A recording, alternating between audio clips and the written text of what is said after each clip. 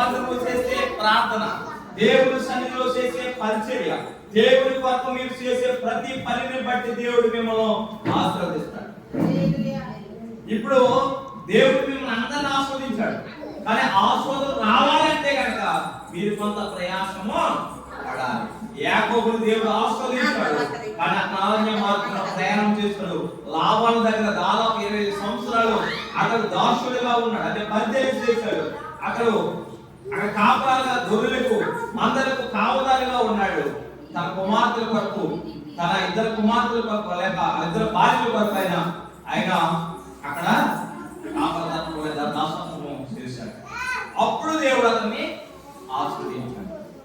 ఇప్పుడు దేవుడు ముందే ఆస్వాదించాడు, కానీ ఆస్వాదం ఎప్పుడు వచ్చిందంటే పని చేసినప్పుడే ఆస్వాదం వచ్చింది, ప్రయాసపడినప్పుడే ఆస్వాదం వచ్చింది, దేవుడి కొరకు విధేయత కలిగినప్పుడే ఆస్వాదం వచ్చింది. యాకోబు దేవుడు అంతగా ఆస్వాదించడానికి ఎంతగా వెళ్ళాడు. యాకోబు చేతి కర్రతో వెళ్ళాడు, కానీ వచ్చినప్పుడు ఎంత సంపాదించాడు చెప్పనా? గోడంత ఆస్తులు సంపాదించుకున్నాడు. గొర్రెలను, గొడ్లను, గుర్రములను, లేక గొర్రెలు గాడిదలను, అప్పుడు గుర్రములకు గాడిదలు, మొత్తము గొర్రెలు మందలను